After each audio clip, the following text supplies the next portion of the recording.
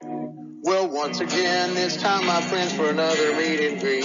We're Southern Fried and nationwide, so hang on to your seat. Look around, here's what I found. I guess you'll never know what you'll see on the Southern Fried Podcast Show. Yeehaw!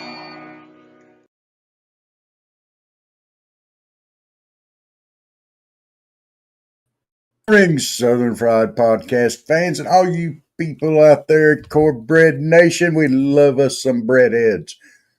We're glad to see y'all this morning. I'm Rob. That's Dave. How's Dave doing? Dave is good. He's just over welcoming people in on Instagram. So we have a separate chat window for that. So that's where I be. I'm doing great. I hope everybody has had and continuing a great Christmas season as we stream towards a happy, hopefully, new year. Even though things may be hard, there's new administration on the way, a lot of new things. And we got to hold the line, folks. It's like coming down, folks, if you've never came down Mount Eagle Mountain, if you've ever done that, you know what I mean? You just got to hold it in the road, and you'll feel that you eventually get down Mount Eagle Mountain. You'll be okay. But there are some truck things. If you need to run off the road, you don't have to go off the side of the mountain. Rob, have you come down Mount Eagle a few times in your life? Yes, I have. Did you come down Mount Eagle before they redid Mount Eagle on the southern side? You know, you're coming down south. Oh yeah. Oh, that was a little trickier, but it's better. It was kind of a, I hope I make this kind of right. That final turn was a little tricky, because if you lost your brakes, that's the whole thing, especially for truckers. If you lost your brakes, you weren't going to make that last turn. You had to take the truck ramp. So that's to me, that's America right now. We're flying down that Mount Eagle. There's danger ahead, but there's hope because it's fixing to level out, and it's called Donald J. Trump. So and you can make the turn, but even if you don't make the turn, you got the truck ramp. You do. You know, there's safety like, there. You know, if you make the turn right now, you're a conservative. But even if you don't make the turn and you have to take that Trump ramp, you're a Democrat. If you don't know where Mount Eagle is, it's in the state of Tennessee. But there's been a lot of songs written about coming down Mount Eagle Mountain. Yeah, there's been a lot of songs written about places and towns in Tennessee. If you think about it, there has. Or they're mentioned in. Yeah, you got Memphis, which is legendary anyway for the blues and barbecue, and that's Memphis sound. You know, so. A lot of songs written about Knoxville too, but they're not very nice. Yeah, like Rocky Top. Oh my gosh. Oh well, that's that was specifically written about. I guess it was, but it's just a shame that it had to be taken over by who was not the first school to do that. That was not the first school to take that song. They stole it from somebody. They stole it from somebody. They didn't get their own song. Oh my goodness. That's like them burying their bodies from the people that do the corner school there or whatever. They bury their bodies when they get done with them out under the football field. That's why the grass is so green with the orange. Wow. You know, my favorite song mentions a city in Tennessee. Wagon Wheel by Darius Rucker. Oh, yeah. Johnson City, Tennessee. Yeah. I'm sorry. Which Johnson City? I liked Hootie and the Blowfish. Okay, but Darius Rucker can sing him some country music too, and it is awesome. It's not just straight country, but it's. He's found his niche. In other words, goodness, that was. The first time I heard him sing country music, it blew my socks off. I was like, "That's who." His whole career will be based off of that. He'll always have an audience because of that song. He'll always have the encore. He can come back and sing. And Johnson City is a very old historic city, and I believe, if I'm not wrong, my brain working early this morning, I think that is the hometown of not a great politician, but was it Andrew Johnson? rough guy, but that was the birthplace of, I think, of Andrew Johnson. But it's a great. I heard. Did you see that? Yeah. What's that? Michael said. I was talking and I wasn't reading at that time, so no, I didn't. But good morning. They buried him deep up there in Ohio, at old Neyland North.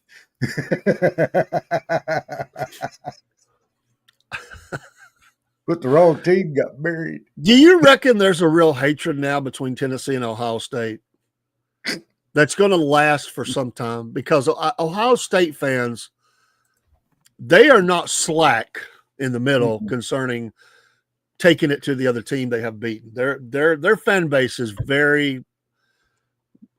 very much like Tennessee in that regard. They are not holding back at all. Maybe a lot of fan bases like weren't they singing Rocky Top? Well, that happens a lot. That happened at a couple one of the other games this year where they did that. Who was it that beat? Oh, they were singing it loud. Now, is that Athens, Georgia, or Athens, Tennessee, Michael? That's Athens, Tennessee, and that is a powerful story. It's an ugly story, but yeah, there was a lot of violence. Citizens did take over. They also don't, if you go down in Alabama and they had to come in and sort of, not the citizens, but authorities had to come in on that city because, they were so rot. There was so much corruption. They killed, what was the guy who was the attorney general or senator or something? They killed him. I mean, that's a pretty famous story down in Alabama. There are some places around the South. If you go all the way back, I think it's called Butler, South Carolina. The guy was a general that came up big in politics, but they had such an argument there post war between the states. They come through that courthouse on horseback shooting guns. Talking about kicking the other side out. They came in like the cavalry, Rob. Came in with guns blazing, ran them out of the courthouse. How redneck is that? South Carolina, baby. You're right. I'm going to have to get off Alabama. I'm going to shift over to South Carolina a little bit. Come on. Give me some. Give me some redneck here. We'll take that. The only thing better was if it'd been like that in Blazing Saddles where the big Mexican guy came riding in on the bull. Oh, yeah. I got to tell my story from yesterday. There was also a prisoner camp in what was the Kmart parking lot right there in that area, Mike. Sure was. It held German soldiers at one time. There was a camp held there. But yeah, that's interesting. I got to tell my story from yesterday. All right, tell your story. It was a good one. I was wandering around the house, and up at my uncle's, he got a puppy dog that runs around, and the neighbor's puppy dog came down. It's been a month or so ago, and they got in a fight and tore my uncle's puppy dog up. So I was wandering around the house yesterday, and here I hear dogs barking and carrying on. I mean, pitching a fit. And I was like, oh, no. So I went to go check on it. And I walked down. When I walked out the door, it come from my uncle's. It was coming from the creek, and I eased down to the creek. And there was 5 or 6 dogs. They weren't grown. They were, good-sized dogs. They weren't puppies. They weren't full-grown. And there's a hole down the creek. The creek's not running right now. It'll start. But I got down there, and there's a deep hole there. And them dogs are running up the edge of that hole, but they won't go in the water. And I heard a snort, and I looked down, and there's a buck, a solid 12-point buck, standing right there in the water, daring them dogs to come in there. They done run that sucker all over the place. Man. Well, I run the dogs off, and that buck was like, he just stood there. He looked at me. I run the dogs off, and he's just looking and looking and looking. And finally, after I got the dogs run off, he come out on, I told him, I said, okay, fella, you can go. And he very slowly walked out the other side of the hole there and right up. And he looked like he was huge. He looked like a heifer. going up the side of that bank. He should have had a sign on the back end of him. It said wide load because he was huge. He had a huge rack. He was beautiful, dude. Yeah, that was awesome. I've never seen that before, but if them dogs got in that water, he'd have wore them out with them antlers. My goodness, I've never seen that before. I've seen dogs run deer, but not corner one up like that. That was pretty cool. They were excited. I'm just glad they didn't have you cornered up like that. Dude, they weren't big enough. I'd have booted them. I'd have pointed them suckers. Here, look here. We love you too, Cook. But that first part, they done gone. I think they go Cowboys. I think they go all the way to the bottom, don't they? Well, they're definitely out this year. But you know what? You got to love a guy who loves his team enough to say that this late in the season, especially when the Cowboys are hated like that. Michael, I thought about that afterwards. I just did not have the heart. I don't think, number one, I didn't hunt him. All right. Now, I'm a big advocate of hunting. All right. You need to thin out the population, but this has always been based around here. So I try not to, we don't hunt here on the property. But, I'm going to tell you something. Number one, I didn't hunt him. Number two, he'd already been through a pretty rough morning, I would say. Them dogs chasing him. I just didn't have the heart. And he was beautiful, dude. I just did. I don't know. I figured when you were telling that story live today, you just told me, I kind of figured there would be at least one that would say, what? You didn't kill that thing? That was breakfast, man. What are you doing? Dude, I'm going to tell you right now, that was one of Redneck Santa's sleigh pullers. Yeah, we kind of dropped him off here for me to take care of, huh? I said we figured it was one of his. So we didn't want to hurt South Pole Santa. Yeah, and I took him out some Levi Garrett in Copenhagen. I forgot to tell you that was the second part of me and my sister's debate. She went all at Max on me. My son said, I ain't never seen her like that before. I told you she jumped me, man. She did not like, first of all, that I said that Die Hard was not a Christmas movie. That started it. So I was telling her about, she said she saw just a few minutes of our show, the Christmas show we did, which we'll do again, folks. I loved it. And we did the South Pole Santa. She said, what? What do you mean South Pole Santa? No. She said, no, we're North Pole. I said, no, we're not in this house. I said, I made her mad. I said, he's a woke Santa now. She goes, no, he's not. I said, yes, he is. I said, we watched South Pole Santa. Redneck Santa's coming out. I had her fired up, man. She come back yesterday and said, I'm sorry, I just had a lot going on yesterday. I loved it. I said, I love your passion. I love it. Yeah. It is a Christmas movie.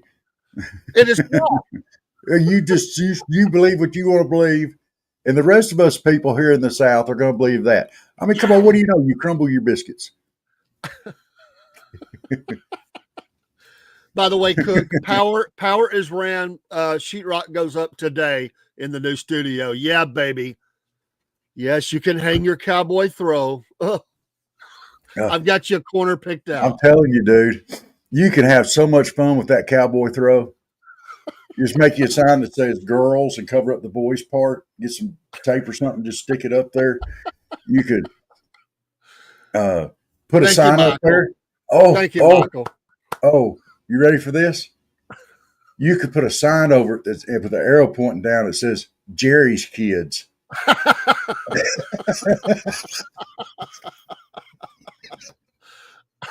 You remember that? That's not even right.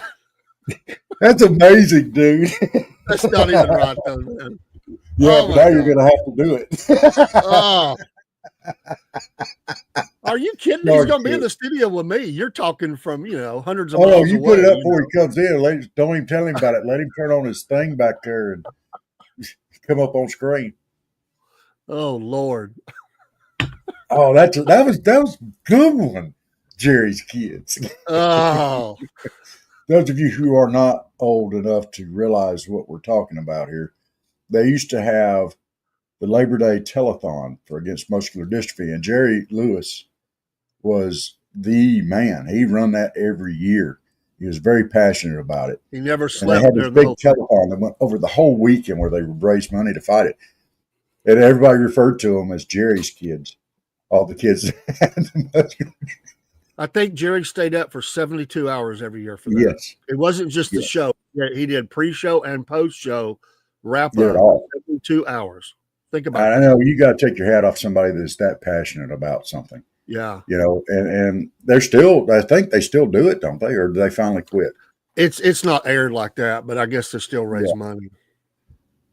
All right. Michael said Die Hard isn't a Christmas movie. Agree to disagree. I figured if I had married a blind woman, I would have been married for a lifetime. She would have never known how I looked. Oh, Michael, you're not that ugly. You just look like a small Sasquatch. Cook looks like a big Sasquatch.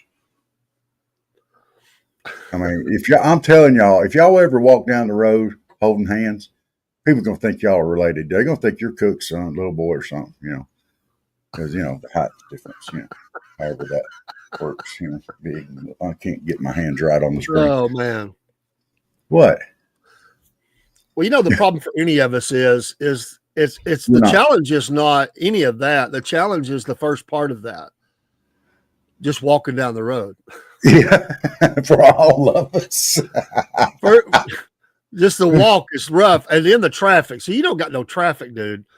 No, our roads are filled with crazies. You know, especially Michael's. Good Lord, me and Cook, we could probably survive, but they get rough around here too. But Michael, his life is on the line to walk down that road. Good Lord, dude, we do have traffic at times. Okay.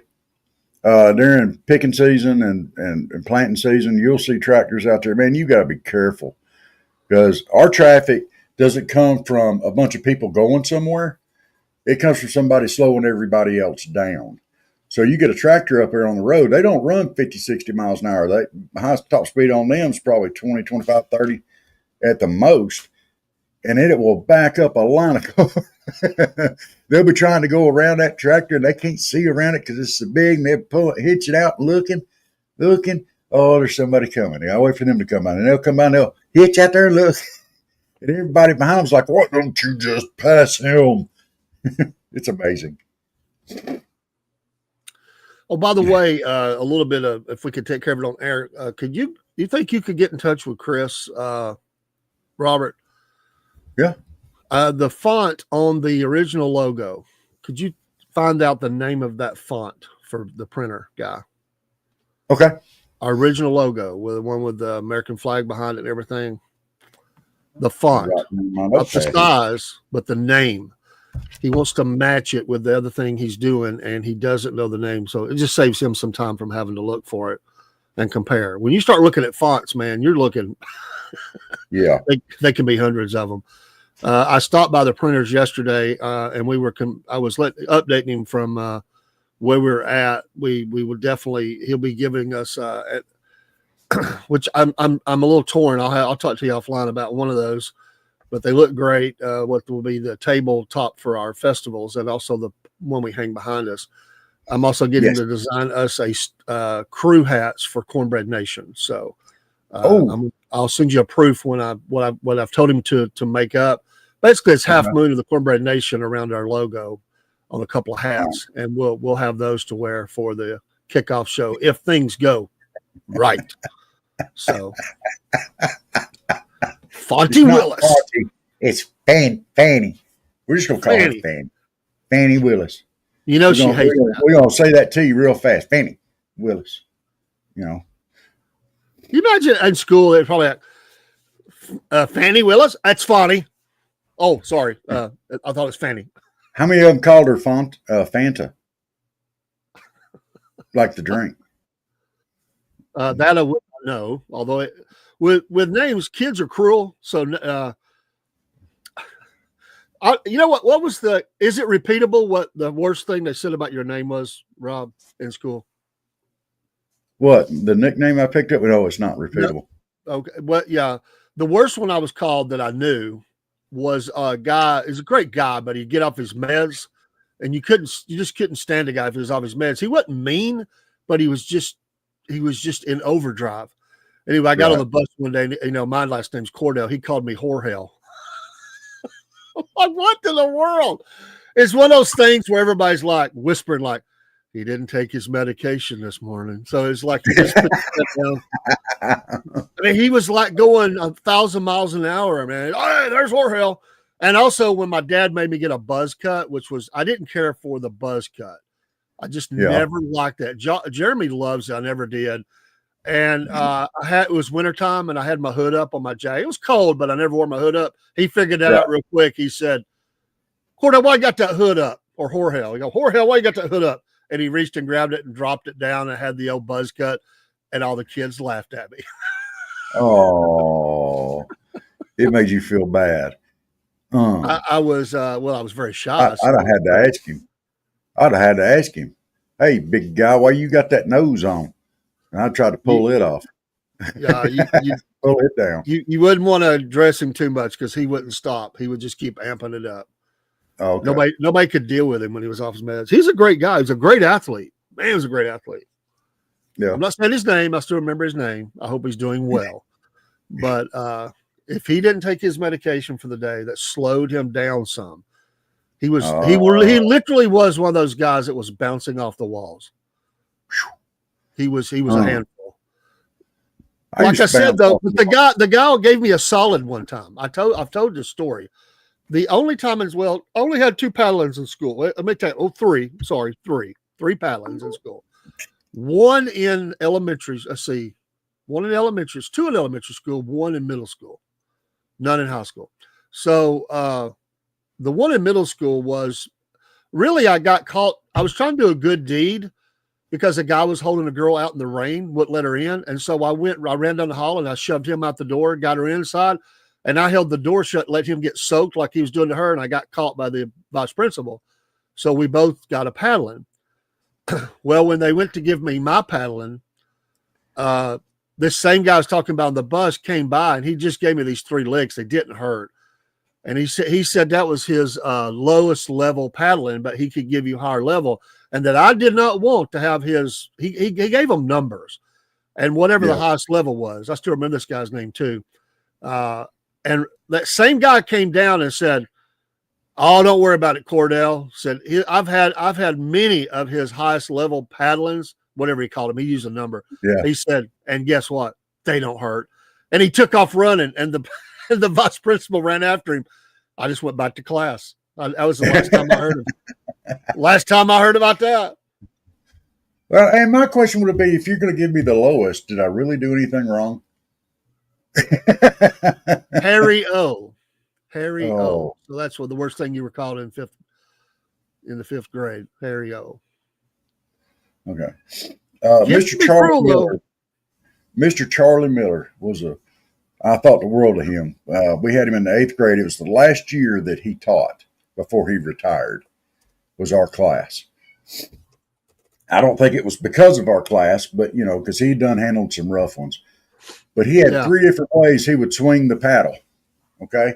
He'd give you the option. You could have sunrise, or he'd jack you up, sunset, where he would bring it down, or he'd go noontime, straight across. He'd give you the option. You want sunrise, sunset, or noontime. He'll light you up.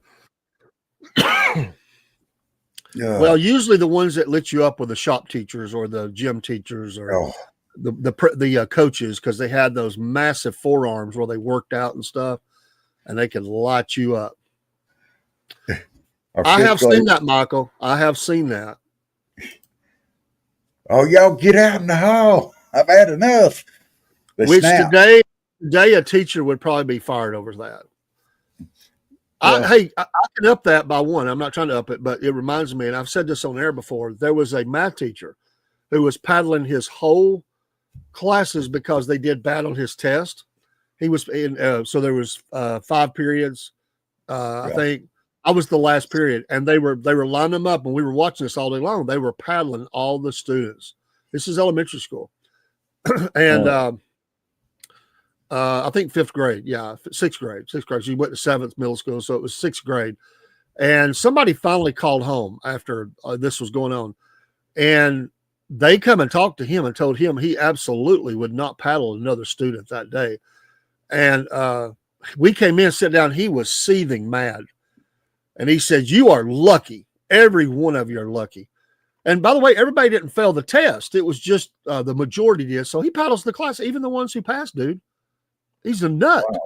So he said, "I was going to paddle you, but," he said, "they've told me I can't. So I'm grounding you all from PE," because it was the next thing. Well, I think that was the last thing I did that day. And wow. Anyway, he grounded us all and made us do work math problems or something for the rest of the day. And it was just he's just a jerk, man. But yeah, social media. All them kids got phones now, man. They can call home. Hey, they're paddling everybody. Yeah. And you know what? If he'd have wanted everybody to pass that math test, and it was that important to him, he'd have made it a little easier now, wouldn't he? Or do a better job of teaching the material. Oh, it's all a big old farmer. Well, you know you're in trouble. you know you're in trouble when it's a big old farmer. Mm-hmm. Oh yeah, and take time in between. There's one. Ooh, that kind of hurt. Ooh. One guy would paddle so hard, your head would hit the wall. I never got a paddling by him. He was kind of rough, but he paddled for weird stuff. Like he would fall asleep in class while the kids were working on their problems. And one guy woke him up, made a loud noise. He took him out and hog paddled him. He was in his 50s. Yeah, you don't wake the teacher up. Leave him alone. No, he's don't wake the teacher up. If he's asleep, let him sleep. Yeah. We always enjoyed that if he fell asleep. He just sit quietly and went. Put some melatonin in his coffee. Well, the classes I was in was too busy trying to put tacks in chairs and everything else. Loosening things on the desk so they went to use it, things that go flying and stuff, Never did nothing like that. Way too nice. You were mean, Cordell. I didn't say me. I said people in the class. Okay. I had that one too. In fact, that was that same teacher had the holes drilled in the paddle. That never impressed me. An electrical plug on it? Do what? What the heck? He probably just had a fake outlet there to plug it in to hang it up. Or just an outlet with no power to it. I can also say I've never heard of that. That would be funny. Oh, I may do that. Maybe give me some extension cords with a hook on it and a whole line of plug-ins up there and just plug that in and have a hook to hang your jacket on. That'd be awesome. But I know I'm going to get Steve to help me with that. I'm going to combine mine and Steve's work. I've got to hang one of the hooks up today. Lynn was trying to get her coat hung up. And I said, because I did give her one of them. And we had the epic Cordell. We have first world problems here in North Georgia. First world problems. My wife lost her phone last night. Oh, we looked everywhere. We looked everywhere. We even went back down the store, looked all through the car. She remembered bringing it in. She goes, "I'm not crazy. I had my phone." Well, so we were retracing the steps constantly. Well, finally we got down and Jeremy was one went to the store with her. So, okay, Jeremy, did you happen to bring it in? And they said, "Well, where did you go?" I said, "Well, I know where he went because I was live on the air and he brought me in a coffee." They'd been out to town. He just brings me in a coffee. I said, "I was in the studio," and he come in. Josh goes in there. It was laying on top of the studio desk. And Jeremy had completely forgotten. And he walked in there, but it's black and he overlooked it. So I'm like, really? She was probably going through withdrawals. How long did this take? 2 hours. Yeah, see, in this day and age, if you don't have your phone for 10 minutes, there's a panic thing in your body and you start going through withdrawals and you'll start shaking and twitching and your thumbs will start moving on their own and your eyes will get this glazed look because you're seeing things and people that you haven't seen in a while, but your thumbs are still going the whole time. You're like, And then that little crick back here in your neck, it starts in, and then your head just automatically goes down, and your thumbs are still going, but you can. Let me take my hat off so y'all can see. Your thumbs are still going, but you kind of got to.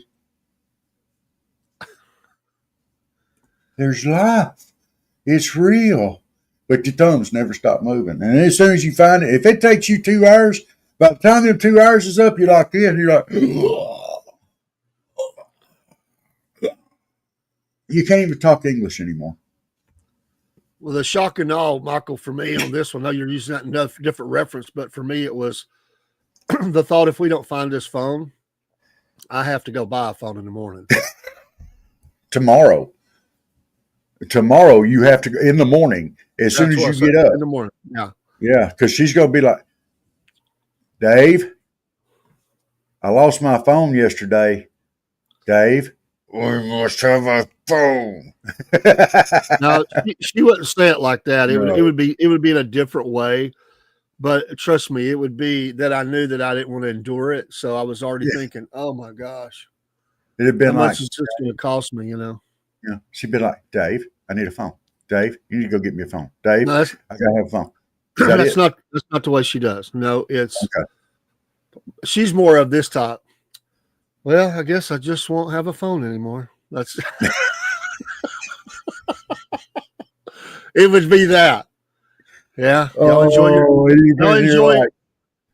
your phones. I just don't have one. It's okay though. Yeah. You get that. It's okay though. Okay. It's okay. It's okay. I can live without one. Yeah. It won't be as good a life. It won't be as good a life as y'all are having, but I can live without one. Kaylee has that same thing. You know, I'm gonna be real careful here. I'm gonna get somebody fired up, so I have to be careful. But yeah. It's okay. Dave has a new truck. I've got my old car. It's okay though. It gets around. Not as good as his new truck, but it gets around. That's coming.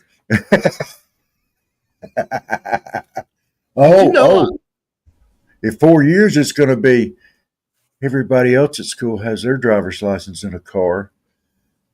I don't have to have one. I can just ride the bus. I really, really enjoy it. And you know, I'll make do. Oh, we had controversy over that too. You know, Kayla got the new phone, was all happy. We got the phone set up, but she couldn't download any apps. So there's some things I'm okay with her having YouTube and stuff, but you know, we worked together on that, but she couldn't download nothing. Yeah. And we worked on it. So finally I said, we're just going to go by the store. So I went down the store and they're like, I ain't never seen things like that before. Oh, that's an Apple problem. You're going to have to call Apple. So I'm like, that's after 25 minutes or 30 minutes at the store. So we went home and I called them and they're walking me through everything. And they gave me what I need to do. So we got off there and we're still working with it. And it was one part where it wasn't accepting our postal code. And it was giving me these strange subdivisions under a city. And I'm like, what is this? So we did a software update. And it did need a little do update that fixed the postal part, but we still got this other problem. And I finally, I said, let's just start this process over. And I go back through and I figured out baby girl had went through and she did a good job on setting up, except one critical mistake. I think she said that we lived in Afghanistan.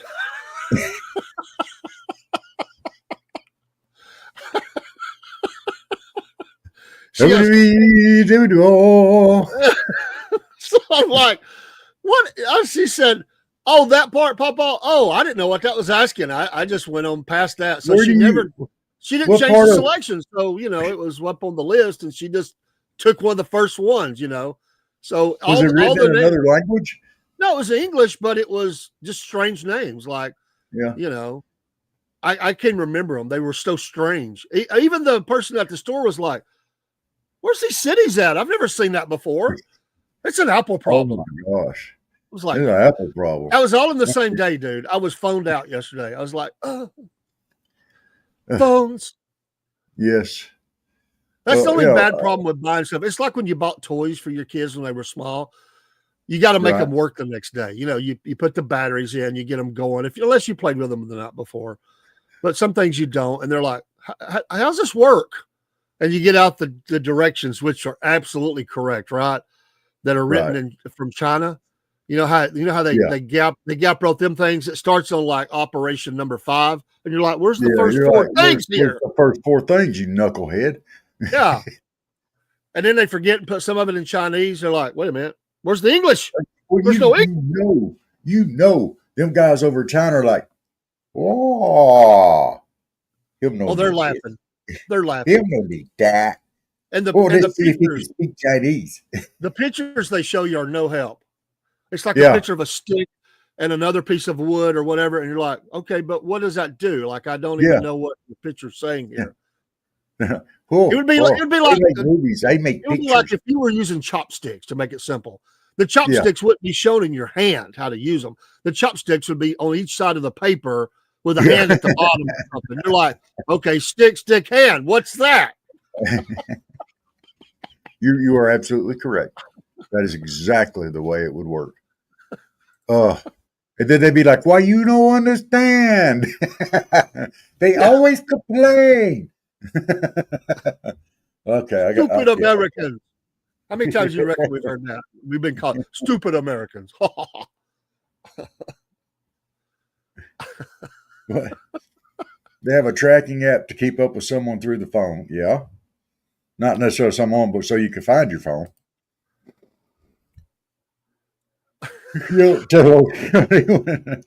Hey, I knew a guy that said he was talking about getting rid of phones. He was mad at how much they were costing. And the wife said, if you get rid of our phones, me and the daughter are gone, buddy. Divorce City. That tells you where you stand and things. I also saw a guy in the store yesterday, and he was like, what's your problem, sir, today? He said, well, I turned, I shut some things off and I turned things in, and I got a bill for over $700. So he downsized, and his bill shot up like triple. Oh, wow. So she's like, yeah, that's not cool. We can fix that. He was calm, but he had that look like, if we don't get this fixed today, I might become one of those guys. He was talking very calm, but with that voice that said, at any moment, he's going to like be crashing fists down on the desk saying, I won't pay. What was it? Be like when they asked in the Avengers movie, when they were fighting the aliens and they finally got Banner to show up and said, don't you think you ought to suit up? You maybe get a little angry. This would be a good time. He said, that's my secret, Doc. And he's talking just as calmly. Or that's my secret, Cap. Yeah. I'm always angry. And he turns around, boom, turns it to the Hulk and smashes. Yeah, that was pretty cool. That's the way that guy was doing. Yeah. Oh, yeah, it's all cool right now. But you don't realize I'm seething inside. And he was a big guy. I don't mean fat. I mean big. Like athlete big. Yeah. He had papers in hand. You know when they printed the papers out, I mean, most people do it digital now. He's got the bill in paper form. Yes. He's old school. Yeah. Or he printed it off from online. But he come in with his receipts, buddy. Like, okay, here's the deal. Skills. Here's what I got from you. Here's what I get from you. This doesn't jive. Yeah. Let's go. Let's rock it right now. What's the movie? Falling Down. Michael Douglas. He's had enough. Yeah. He's had enough. He's not taking it anymore. Yes. I wonder if you would have just said a movie about a person who's had enough, I was going to say Groundhog Day.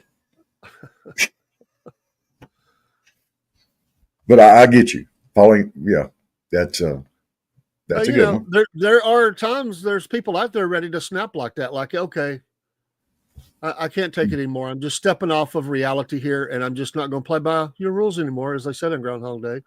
And falling down, it's like, okay, I'll just shoot you. It's over. Yeah, that's the answer. There's something underlying that's wrong with somebody that would have that reaction. Well, I'm just going to shoot you then. You know, the desire to cause someone physical pain because they're causing you aggravation is not acceptable. No, it's Although, not. when you But get they're to out there. a certain level of aggravation, you might have to pinch their head a little bit. And if y'all have never done this, I find it to be very therapeutic. All right? Hold your fingers up about this far apart, okay? And then you find their head. Like, you can do it on the screen right now. See, I'm going to do it to Dave. I'm squishing your head. I'm squishing your head. And you say it out loud so they know. Dave, look at me. I'm squishing your head. That doesn't work, Rob. It's very therapeutic. It might be therapeutic, but You should do it. it doesn't work. Try it at work. When you go back to work, do that. I'm squishing your head. Well, I would do it back to you, but your head's so big, I can't. The screen can't. I'd have to have. I can't stretch my fingers. Dude, I know you're not talking about somebody else's big head. That's like standing in the sewer and screaming crap. Come on now. Come on, man. I like putting an elevator in an outhouse. What in the world are you doing? Talking about somebody else's fat. I love you, brother. Well, let's run a quick ad.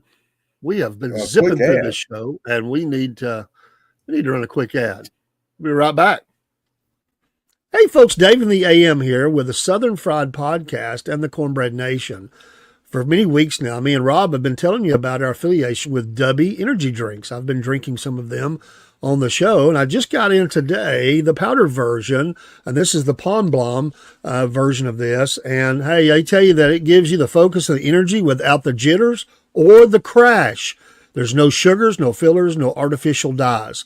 So get you some Dubby today. Use the promo code Southern Fried, and you'll get 10% off each and every order. Not only can you get the energy drinks, but you can also get some cool merch items. In fact, soon we're going to have a hat to show you as an example of some of those things. There's shirts and other things you can get as well as containers to mix up the powder and the water into that you can carry with you. We appreciate your support of the Southern Fried Podcast and also of Dubby Energy Drinks. We'll see you again soon. Take care.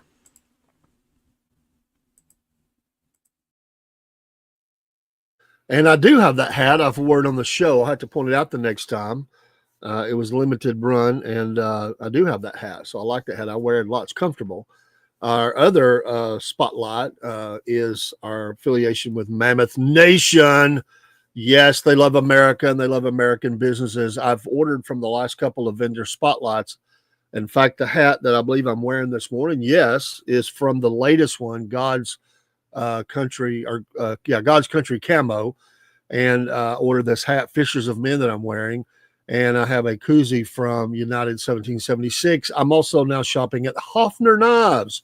You go through Mammoth Nation, of which I'm a lifetime member, and you get a whole bunch of discounts. And you go over to their web, they send you back to their website, and you get discounts there as well. So they have some very nice knives. Now, knives can be more expensive. I'm gonna have to make sure I can be in my price range, but knives are an addictive thing you can get into. I love knives though.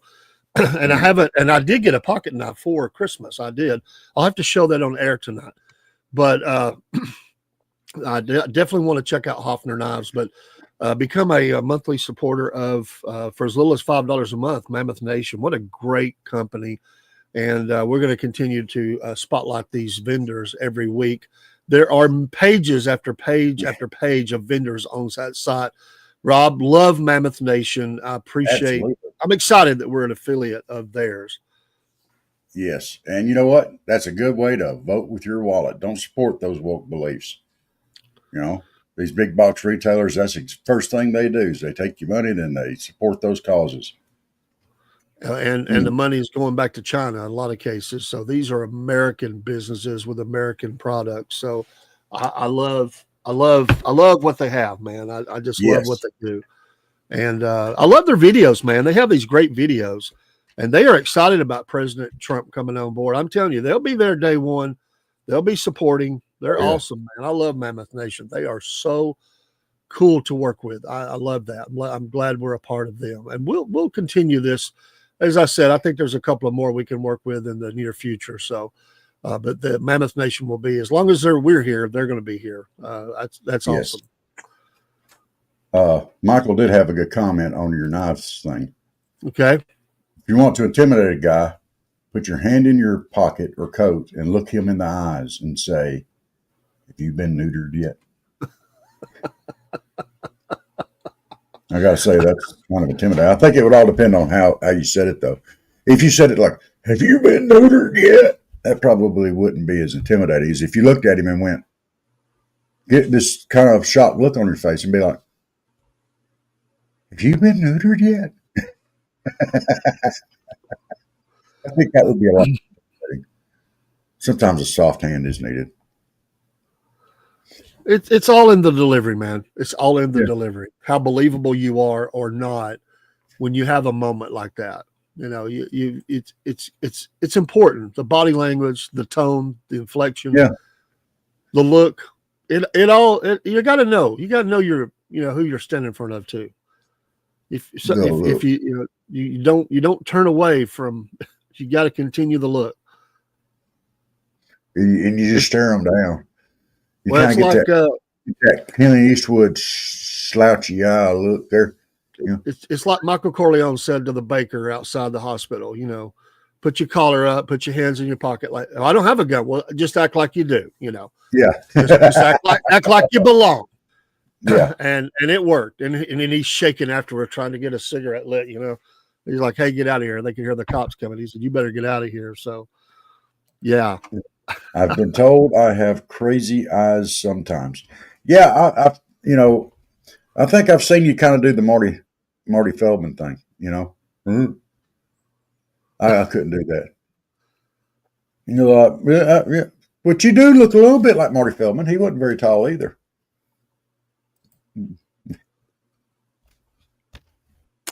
You know, one of these days you might see his crazy eyes. You keep on talking about his height. He's gonna come up to me. "Hey, have you been neutered yet?" I'm just saying. No, we'll be screaming and running the other direction. I love you, Michael. I'm sorry. I don't mean to. Remember, old guys can't run anymore, and they don't chase. We can't. They don't run from, and they don't run toward. They stand their ground, and they say, "This is where I'm going. It's going to happen. Either it's going to be good or bad." I'm just hoping it happens verbally on here. We pushed him hard a couple of times. I'm glad he don't have the ability to reach through the screen. But in all fairness, it's not pushing against somebody who's unarmed or who can't handle themselves, because he'll sit back and he'll wait. Then all of a sudden he'll come from back here, way back here and say, "Shh," So,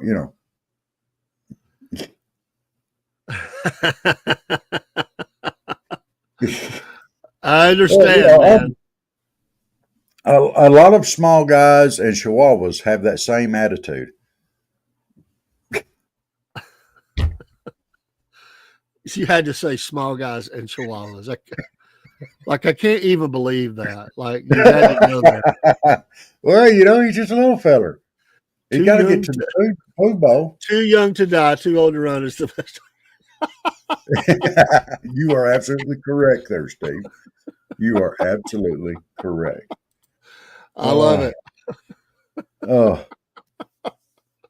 Good morning, Steve. We go from wild subjects on here, but Rob, we're talking about many things: knives and fighting and paddling at school and everything else. But yeah, somehow we got around to Michael's height. Stand your ground. Yeah, stand your ground. Rob, I just didn't hear you say "stand up, Michael," and you go, "Oh, you are." You didn't say that, did you? That's not Dave. You cannot jump on me for getting on him about being short. Then you jump on and do a short joke. That's not nice. I'm with you, Michael. Old and slow. But my granddaughter say, "Papa, Kaylee, she's the mouthy one. The others might think it. They wouldn't say it. Kaylee's the mouthy one. She'll say, Papa, she'll kind of do it laughing. Remember, you're older and I'm younger and I can run. I could probably outrun you." And I said, "If you think I'm chasing you down, you're crazy." She goes, "Well, then run your She ass says near that that she over. says in that way I'd get away with it. I said, no, you don't. Because no matter how far you run or how fast you run, you got to come back. I said, then you got to pay the price. She's like, well, I won't be running from you, Papa. I said, I know you won't. He was raised to cut men down to size. Now that sounds like a good way. That sounds like a John Wayne moment right there. No, that does not sound like a John Wayne moment. That sounds like a Richard Simmons moment. No, it does not. Richard Simmons. He was trying to cut men down to thighs too. That is nasty. That is disgusting, Robert. I cannot believe you went there. I had this nice John Wayne old Western moment going here, and you bring that out? Are you kidding me? Come on, man. Hey, it works either way. It works either way. Imagine the dude. Well, Pilgrim, I'm going to cut you down to size. And then Richard Simmons. Well, Pilgrim, I reckon I'm just going to cut you down to size. It works either way.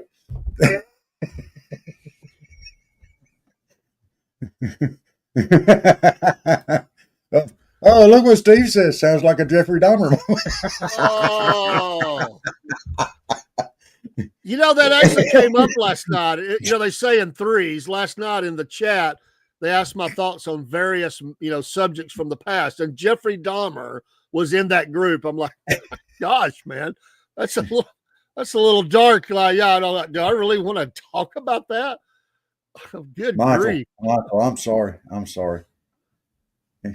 He is. He really does, Michael. He does that too well. We'll just say that. Too well. Did it excite you? I'm not falling for the trap. I'm not walking into that.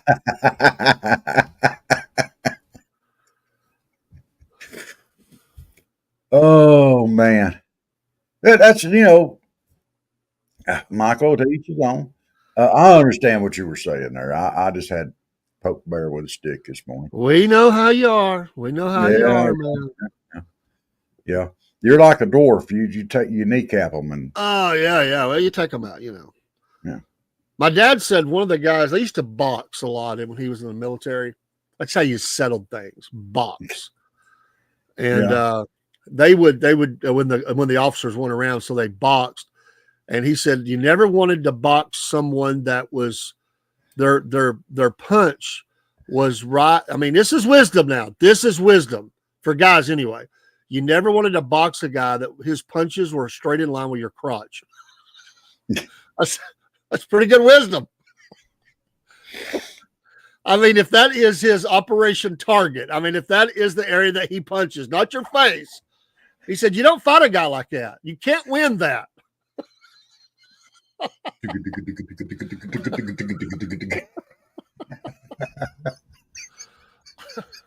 Yeah, you can't win that.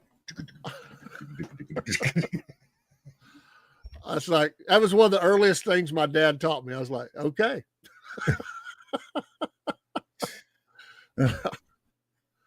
If you cut your fingers off, you're going to fail shop class or typing class. Cut your fingers off in shop, you're going to fail typing.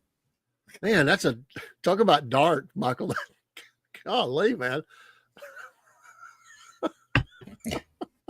I put that up. We'll put it back up there. I was busy talking. I didn't pay attention to it. I just saw it in the chat. I was like, geez whiz. It's like putting thought in it. Bravo, sir. Bravo. You carry on, Michael. Bravo. That was a good one. I'll give you credit. I can do it the Nancy Pelosi way.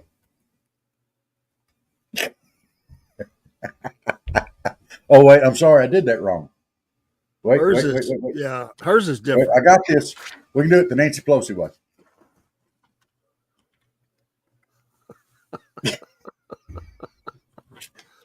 Sorry.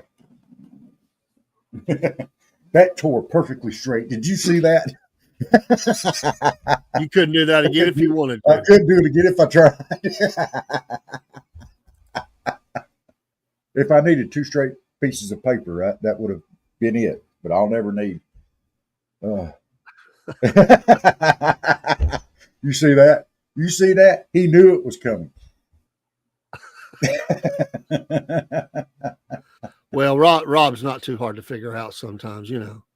What? We just have to go with it. You do have shocked looks on your face sometimes. By the way, not shocked. That's not the expression. Not shocked.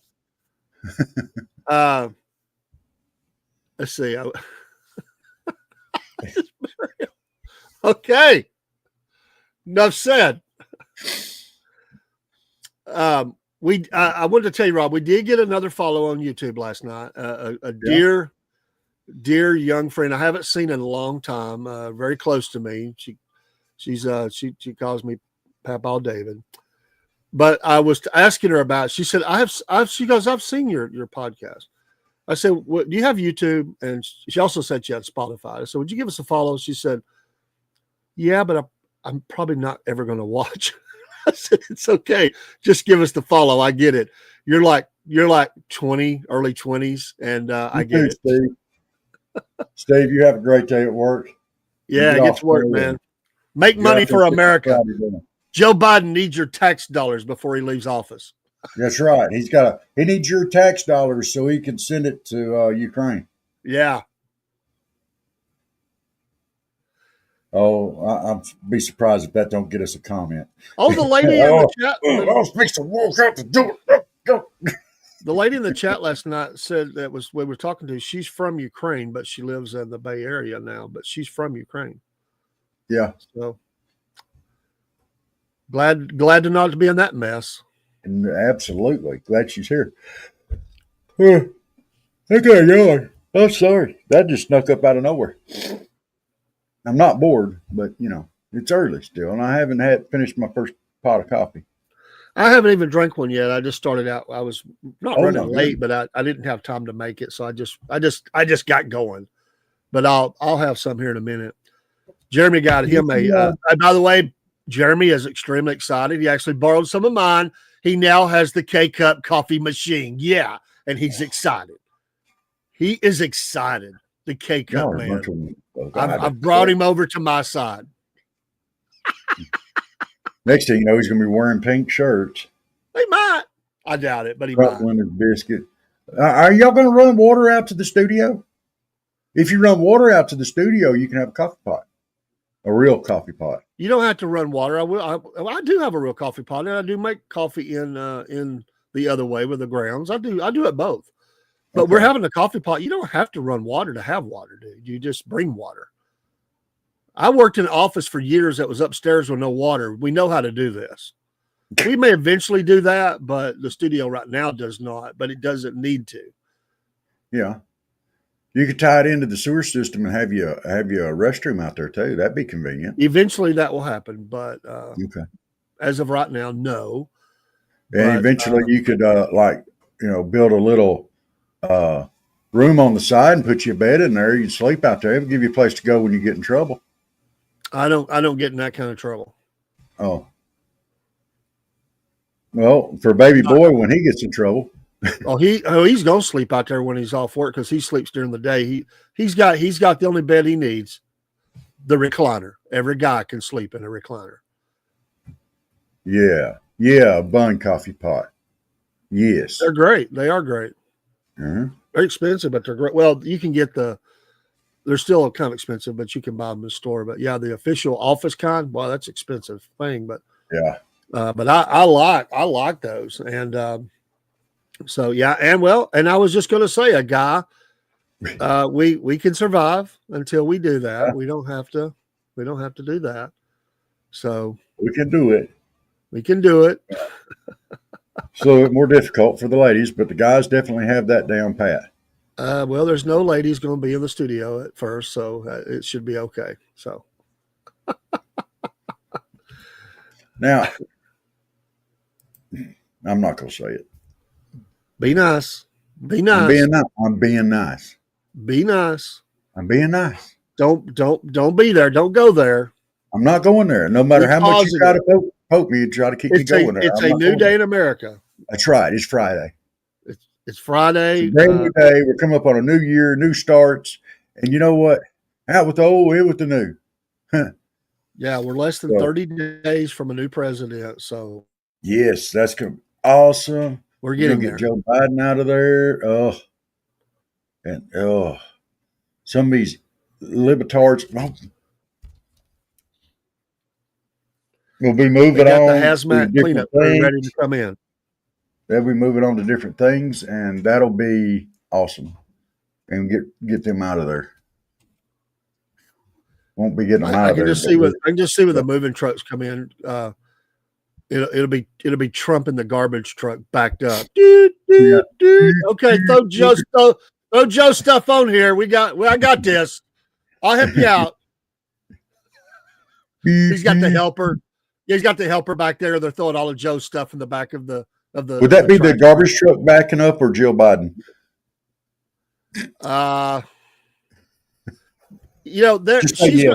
Joe will just get out. Joe will come out and get in the front of the seat of the truck. Jill will be fighting with a MAGA hat. Yeah, with a MAGA hat, with an ice cream, saying, hey, big guy, let's go. I like the truck. Jill, on the other hand, they'll be having to peel her hands away from the doors and stuff as she's, I'm not leaving. It's my house. Joe? And Joe says, let's go, Donald. She gets on my nerves. Put the pedal to the metal. Enough is enough. Enough is enough. Come on, man. And Hunter will be hiding out somewhere in the White House like a paranoia, dope fiend, peeking out the windows. They're coming for me in a minute. They're coming. As he bumps another one, they're looking for him. As he's running through the White House carrying one of his poop photos or pictures, paintings or whatever. He's running through the house, You're not getting this one. I just sold this one to Ukraine. Yeah. Zelensky said he would buy me one for $1.5 million. What a great artist he is. Don't you just love Hunter as an artist? It's right up there with what was the guy, the killer that sold his artwork, or he did art? Charles Manson. Did Charles Manson do a few paintings?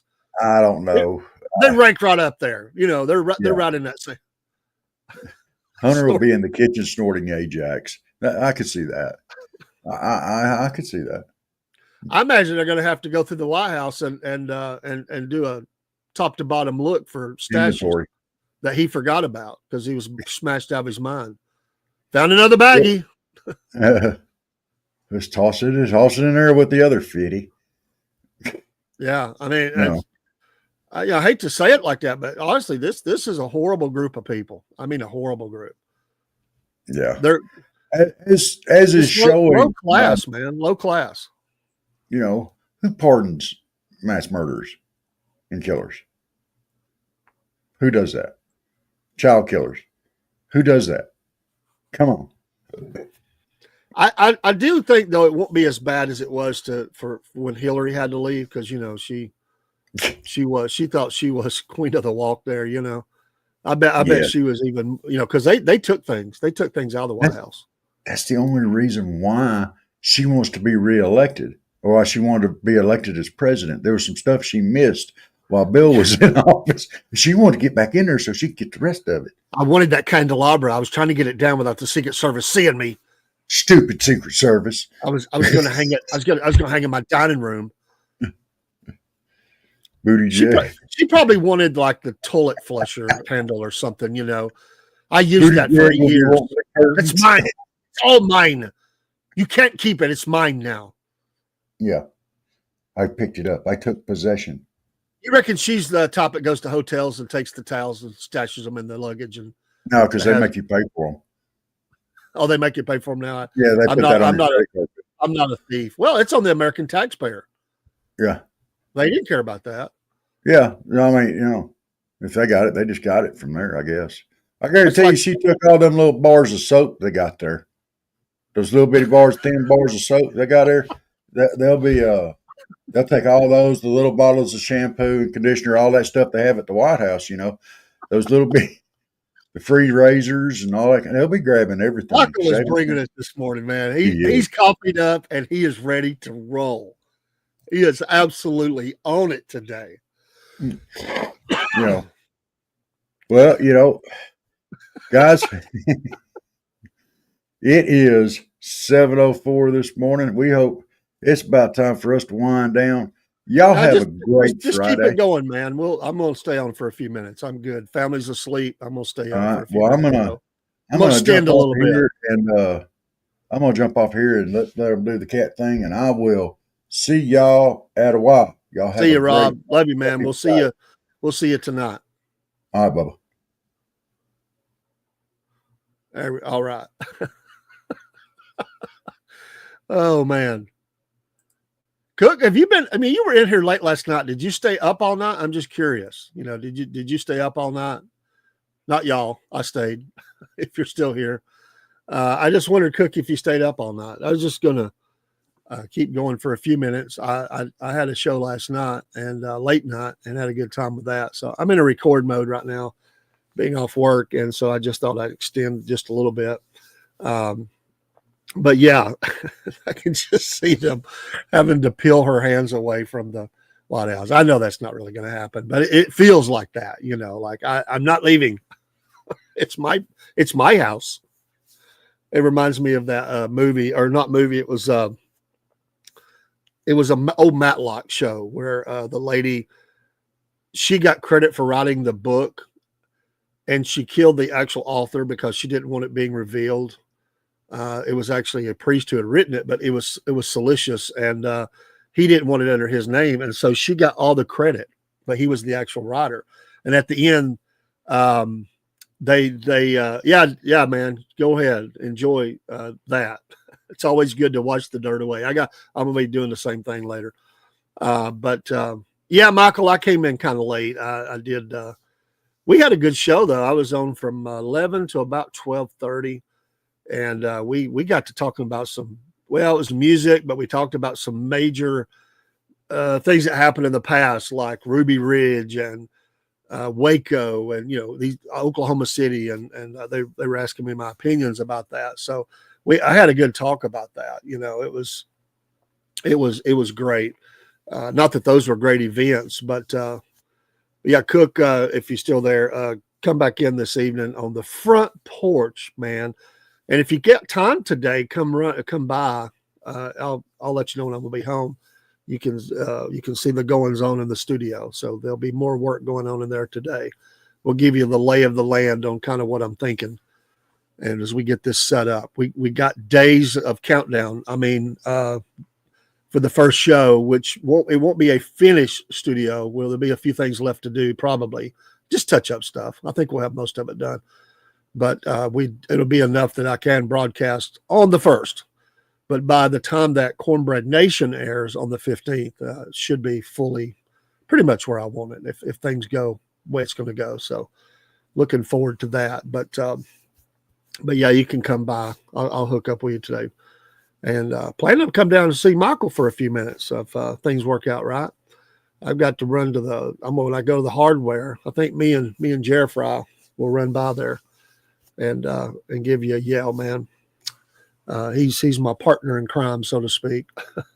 Or we may get some things at the hardware, bring it back, and then come see you while they're putting those things up. So help unload and get the sheetrock and all. So get those things up in place. Looking forward to that. It's great. It's a great Friday. I'm looking forward to the weekend. A lot of things going on. Can't wait to the next football games. Looking forward to the college football playoff continue, and we'll see how those games go. I'm looking forward to seeing how the Dogs do against Notre Dame, and Oregon and Ohio State. Wow, what a matchup! That's a great matchup. Can't wait to see that. And then the other two games are not great matchups. What is it? Penn State and Boise. Is that it? Or if I got that backwards, maybe it's backwards. But it's going to be blowouts on two of those. But it's going to be, I think, close games on the other two. I think so. But I did my predictions on the show yesterday of who I think will win those games, and I think Texas. Yeah, Texas is going to win. They're not losing this next game, and neither is Penn State. They're both going to win. They were going to win. But yeah, it's a great Friday. Well, usually there's some here lately. There's been some kind of late news on a Friday in the political world. So we'll see what happens with that. And Michael, if you're still in there, did you see the plane crash that was shot at or shot down or whatever? I don't know if you saw that video of that plane coming in. That guy whoever he was, he got a pretty good video of where it started having problems. Some said it was shot through the tail section. I'm not sure because it broke apart on impact. The front part burnt, and then the back part was obviously very damaged, but intact mostly. You saw that? I mean, amazing video. I mean, but he tried to climb, then he did a dive and picked up speed and kind of leveled out and tried to come in. He was a little bit turned when he come in. That wing always clips, but that was a hard hit. That was horrible. So I just wondered if you saw that. I figured you had. I wish I spoke his language. I'd like to know what he was saying. Oh my goodness, it's coming down. Look, I don't know. That's a bad area. We had a guy in the chat the other night was talking about the tensions between those two groups over there and others, and they're basically been in civil war or a war with each other, not civil war, but a war against each other for some time on and off. They're trying to get a peace agreement, but there's a lot of different things going on in that region. That is not I wouldn't want to be flying through the air in that region. I would not. The terrorism, the military, terror groups, you name it. There's a lot of stuff going on in those areas. So that's unfortunate. Quite a few people dead. And I just wondered if you saw that. I just would not want to be flying in the air over there whatsoever.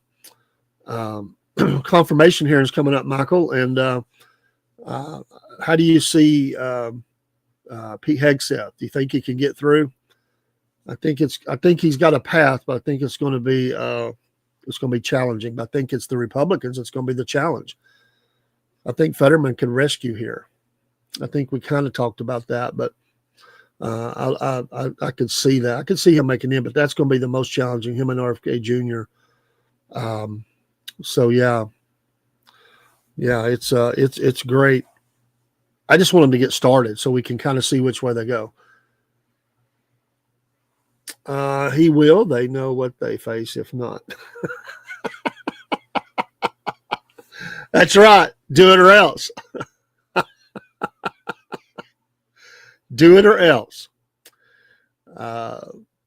Fox News has a headline or an article: Dim Gov to charge energy firms massive fees, but critics say customers will foot the bill. Well, of course they will.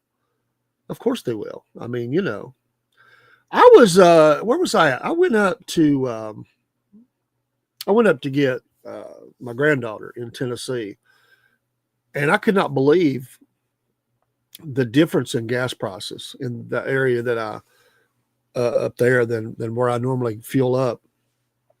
A full 35 to 45 cent difference. It was significant, maybe even close to 50. From where Rob is, easily 50, 55 cents. Those gas prices down where he's at were way higher. And I don't know. I don't know what to attribute that to, but they were quite a bit higher than what we have here. But it was even, wow, I could not believe it. I fueled up coming back.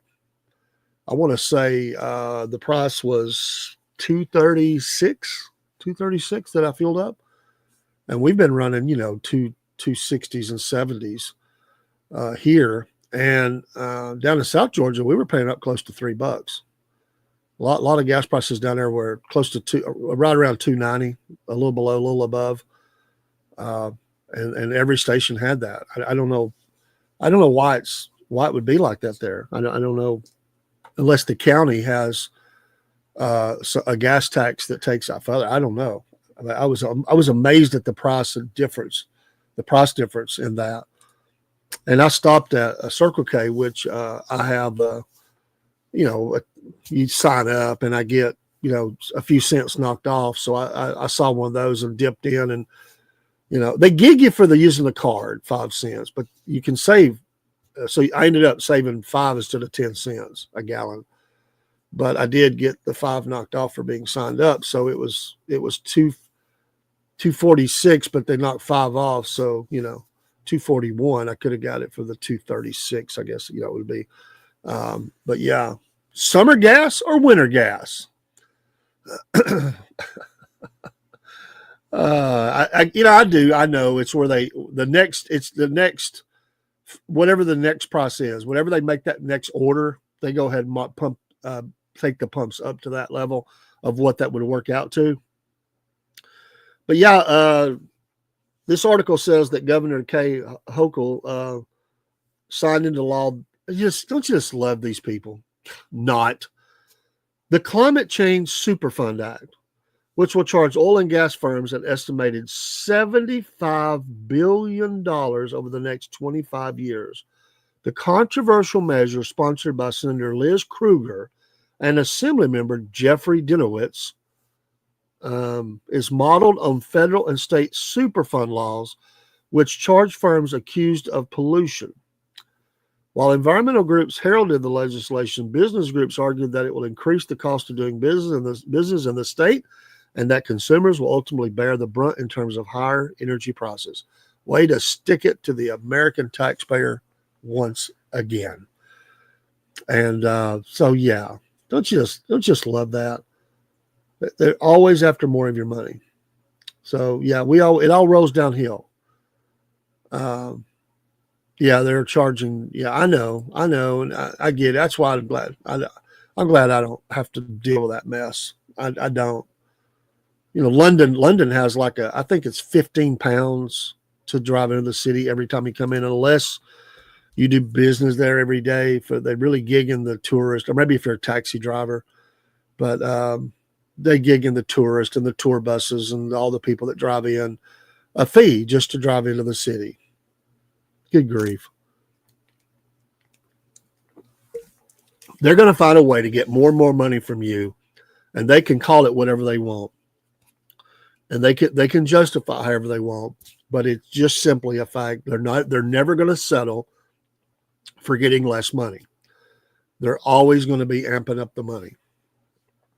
And some people are just going to leave, and that's going to hurt.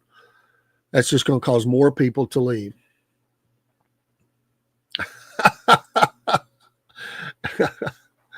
Well, I understand that. I don't know what I don't have that in my head at any moment exactly what that translates to in dollars, but I get it, pounds. But they do, yeah. And there's a lot of cities going to that model. They say it's because of overcrowding on the streets and stuff like that. It's not going to stop people from coming in. I mean, people are going to pay it. It's just another money grab. It's not going to make the roads any thinner, less traffic or anything like that. I mean, eventually, I'm sure they'll have, you can't drive your car in. It's all going to be, you'll come in a carpool or a bus or mass transit of some kind. They'll make you park in massive areas outside the city and, charge you a fee there and then charge you, you have to get on a bus and come in. That's what's going to happen a lot of these. Well, I mean, to be honest, we know, Michael, they don't want you moving around. They want to stop you from moving around. That's the whole idea of the 15-minute cities. I've told that to people, and they've laughed at me like, oh, that ain't going to happen. That's stupid. That's just, blah. Okay, sit and watch. Watch what they're doing. Watch the model. It might not happen way out in the country right away, but during these cities are becoming that. Pound is $1.25 American. Thank you, Michael. $1.25. So, yeah. So, they got to give their pound of flesh or fish, or however you want to say that. But that'll continue to go up as well. I mean, we do have the toll roads. There are some. I don't know that the only toll road I've ever driven on that I can remember myself is 400. I think it is the sections of 400 in Atlanta that are toll. I don't think I have. I may have one time going to Florida, but I don't remember. But those are big in certain areas of the country. The toll road. Now they do have around Atlanta, 21 pesos makes $1. Okay, and I think that's slipped a little bit. I thought it was a lot more than that. 21. But I know that's a big difference. When we went and we exchanged our money over, you go to the store and they said, that'll be 450 pesos. And you're like, oh my goodness. What in the world? You start doing the math and you're like, oh, it's like, I don't know, it's not that much, but it sounds horrible. What in the world? It's just horrible to think about those kind of costs, and you lose like that. For all the problems we have, the American dollar still drives a lot of the economy around the world. And we hope to be. Oh, used to be 150 pesos. Okay. I was thinking that was, very different at one time. 150 pesos. What is the euro dollar? Michael looked that one up. What is the euro running right now? That's always been the big question because of the big switch to euro dollars throughout Europe. The European Union. What is that now? I'd be curious of that one. So if you look that up for us, I'd appreciate it. Thank y'all for being in here. Many of you in Instagram, we appreciate it. And we appreciate all of you being in here on from X and YouTube and Twitch and Facebook. I'm sure there's some Rumble out there. Thank you so much.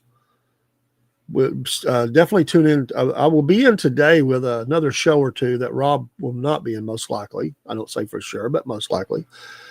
And although he could pop in, he's welcome to anytime. But there's a couple I didn't get to last night. And then tonight, Front Porch. And we love our Friday night Front Porch. Extended show, starts a little later, 8 p.m. Seems to work well.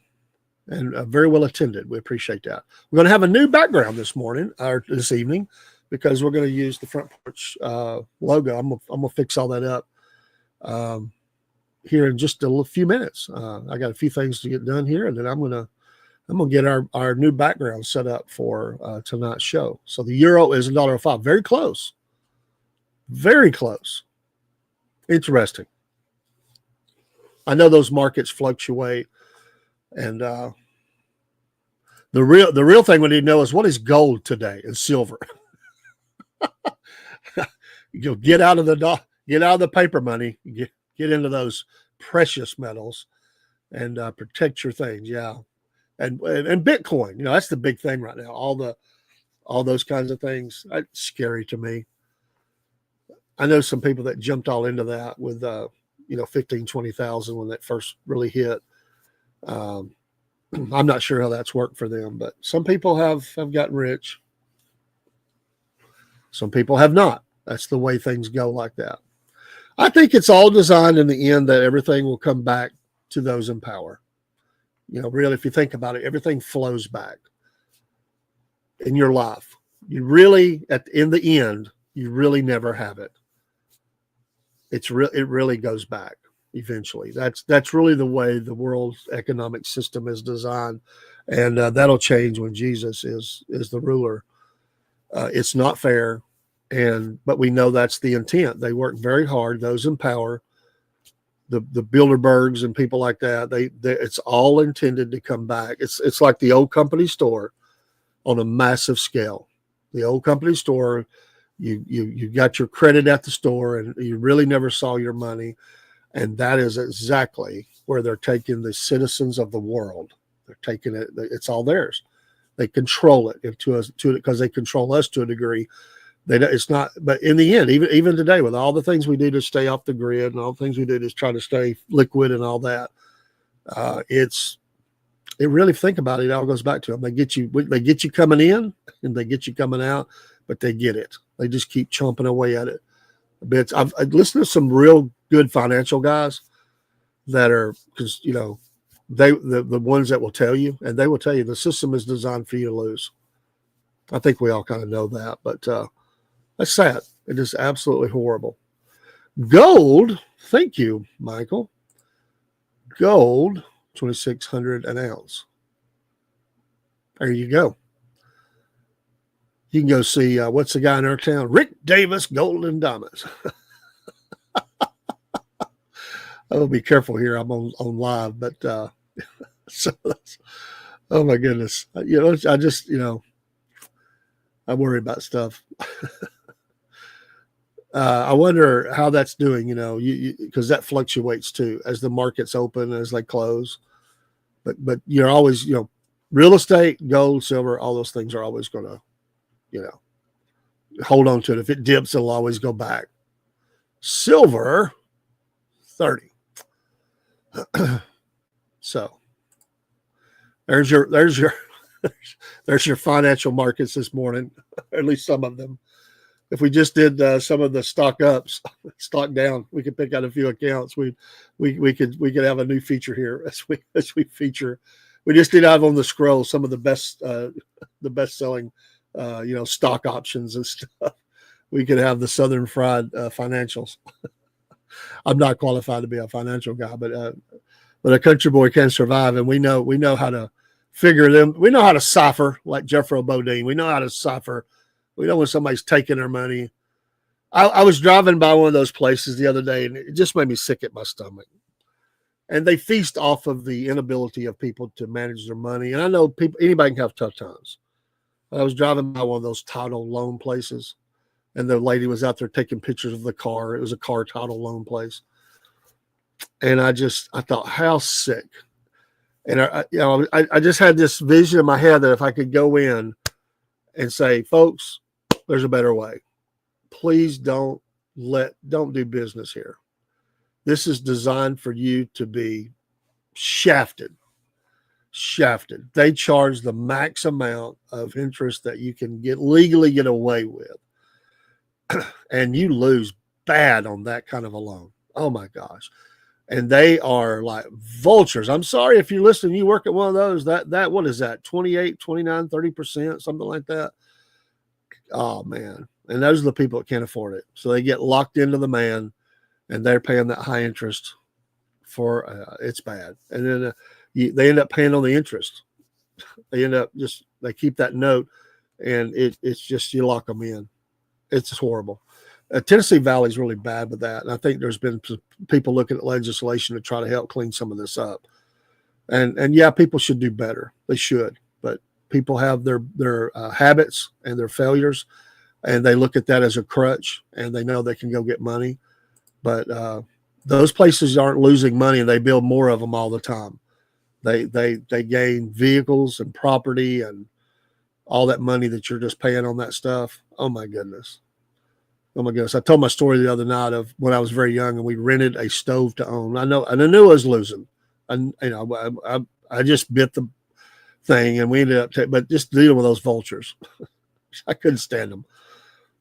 So this is before I'd established credit and everything. And I said, we ain't doing this again. It was just young. It was very young. Just young kids, really, figuring our way out through life. And I'm like, people just think, oh, you just pay a few dollars a week, and you own it after a certain amount of time. Yeah, I figured that up. Back in those days, a stove was probably about $450 a stove. Just a basic stove. Decent, nice, but basic. Probably paid double that in return, if not more. Well, they got it all figured out. And if you miss a payment, they come get it. So that's re-gift that out to somebody. That same stove, if it kept getting picked up, could end up making them thousands and thousands of dollars. It's truly amazing until they just couldn't do it anymore. Platinum, that's another big one. That's why people steal your catalytic converters, unfortunately. $9.25 an ounce. Wow. Yep. They do. They'll just cut them things off by the droves. They've had to tighten up on the places where they can sell that stuff to try to stop some of that. I mean, they'll hit a parking lot where businesses are, their vehicles, work vans, whatever they got. They'll just go down through there and start cutting. They got that down. I bet they're not under a car. They're not under a car more than 15 seconds, 20 max per vehicle. I bet it ain't that long. I bet they do it in 10. And they just go through there, zip, zip, zip, zip, zip, zip, zip. And then they got enough platinum in that. If they got 10 vehicles sitting there and they hit that, they're making some jack. That's sad. It's really sad. I hate that. But that's what they've done. And I know companies that have been hit like that. I know churches. Pardon me. A little catch in the throat this morning. But I know churches that have been hit. We were talking about South Carolina this morning, out in Spartanburg, South Carolina. I I know a church that got hit, 35 vehicles. They started to have monitors in their guards, excuse me, in their parking lot. 35 cars while they was in church. That was a horrible scene. Can you imagine how they felt? The people, the pastor. Oh my goodness. They had a roving gang, they told me. They were trying to catch out there. And the number of churches had been hit. Bigger churches. 50, 60 cars out there, 100 cars, whatever.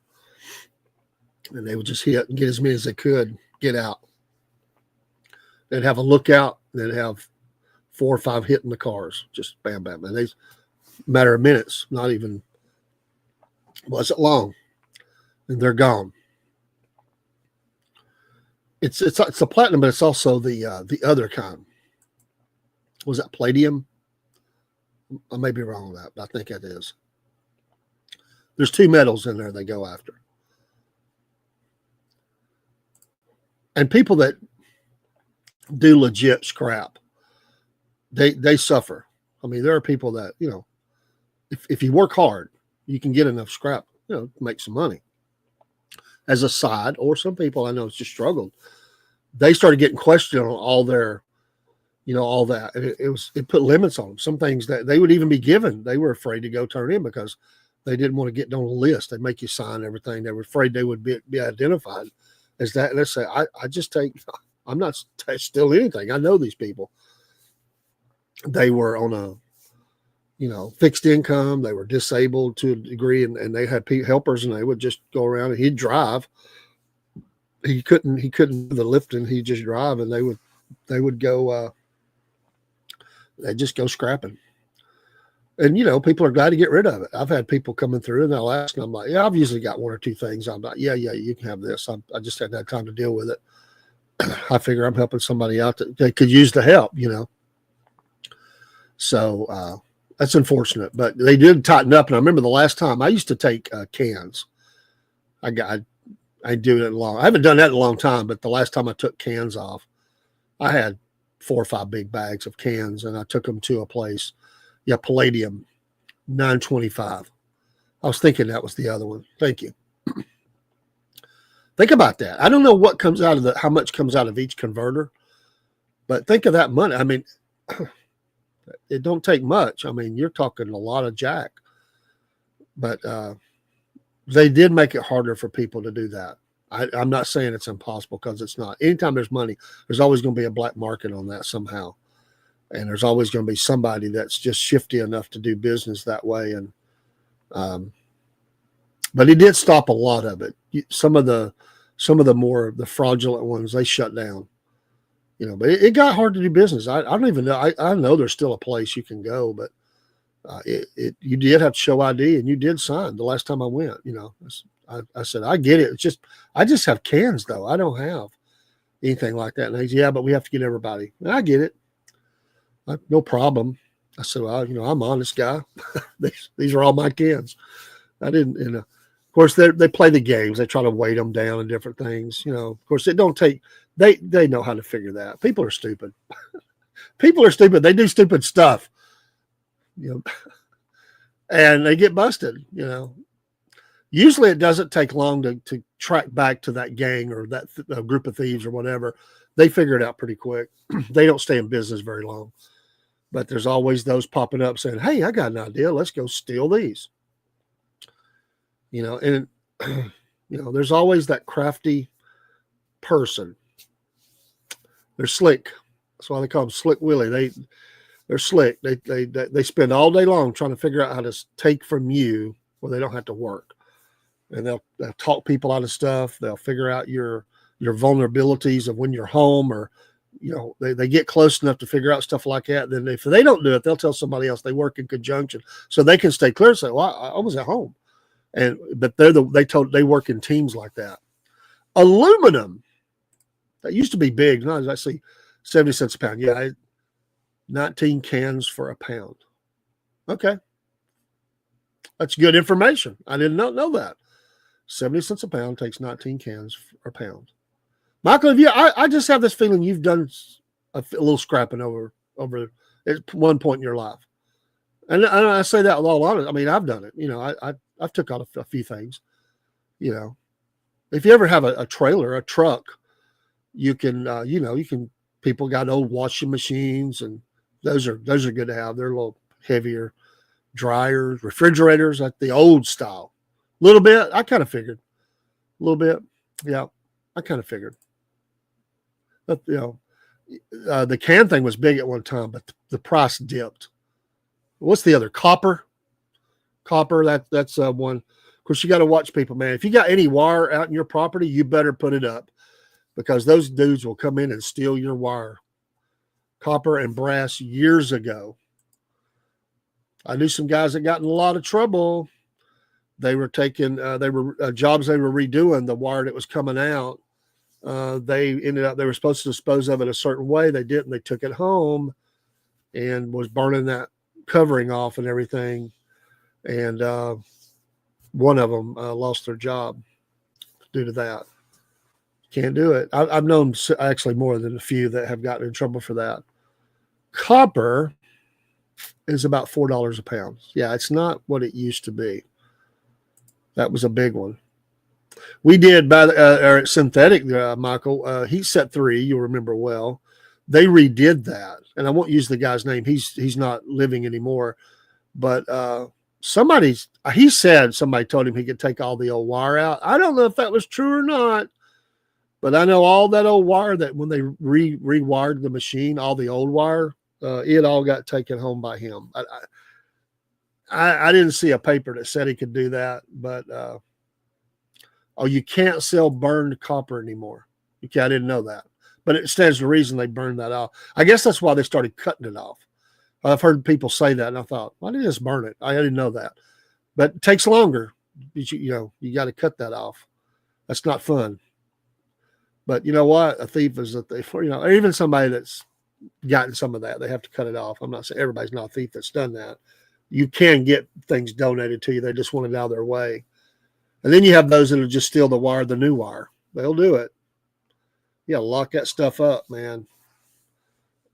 But that's it's people like that, the sorry people of the world that steal and do things like that make all these rules for if we got something we just want to get rid of it and make a few bucks.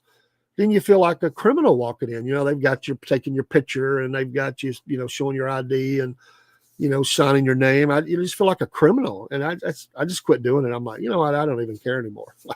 It's not that much money. I tell my wife, she had these visions of us making good side money. I'm like, it's not what you think, but I did it. And then when we went, she saw what it was. She's like, oh, that ain't worth that. So we stopped doing it. Yeah. Okay. $6,000 worth of copper. Yeah. And that, if you can get a hold of that stuff, I mean, if they'll just let you take it, it does translate. I mean, it's work involved to get it, ready for disposition, but you can do that. I knew a guy once, he worked in a place and they let him and his son take off batteries. And there was a place you could take the batteries, and these were 600-pound batteries. We're not talking about some little car battery. We're talking about lift truck batteries. So about every couple of months, they would get a lift truck battery, and they'd back the truck up. And they'd let them take it. They'd take it to a place that they got the money off of that. They just didn't want to fool with it. I know why they didn't. They didn't want to do the paperwork, that wasn't right. They're supposed to be you have to track all that because of environmental. Even though you're taking it somewhere, you're supposed to have there should be paperwork, and that's why they did it. It's like, yeah, just get it out of here. Y'all can have the money off of it. So they could get in a lot of trouble for that. That place is not even around anymore, and those people, or at least one of them, is not alive. But that's why they did it. But it was good money for them. I mean, it was extra. It was extra money. They split it up between 12 of you. Okay, that's still, still not a bad. Not bad, man. Not bad.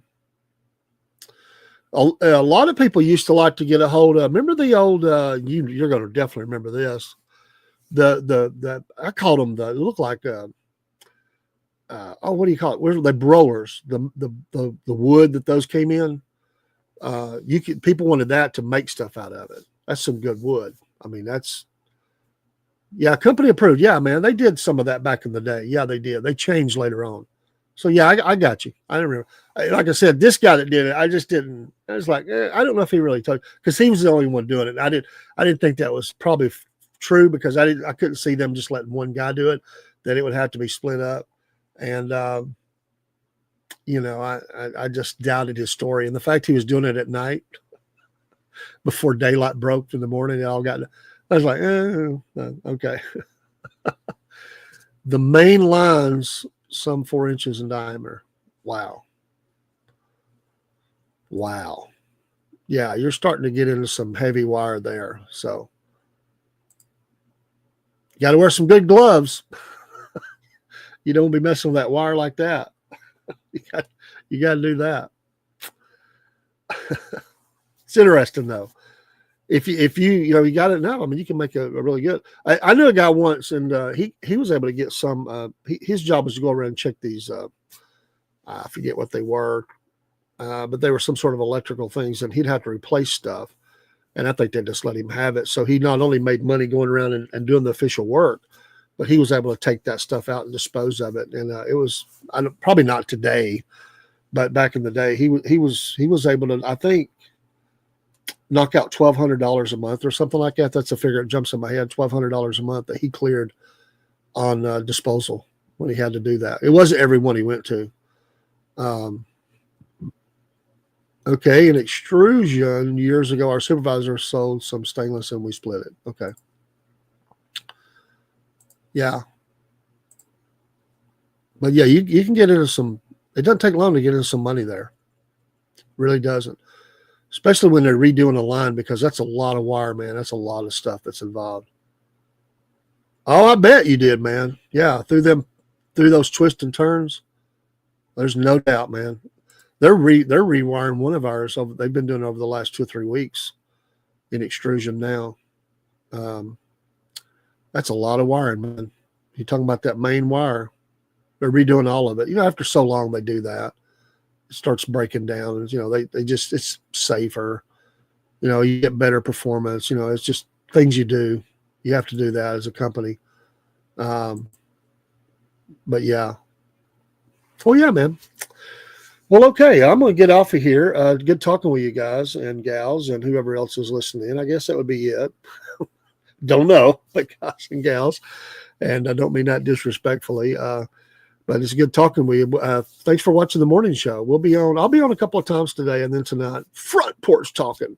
Probably in the afternoon when I'm on. I've got some things to do this morning, but I'm excited. It's good to be off, kind of recharging the batteries, getting new studio ready. I'm excited, and go spend a little time with my sons today. That's always good. We slow down enough to spend some time together. We are going in different directions a lot of times, and I'm happy about that. And grandkids as well. But Michael, you have a great day, all the rest of you, and we'll see you soon on the Southern Fried Podcast. And pray for us, and we'll pray for you. See you soon. Salute.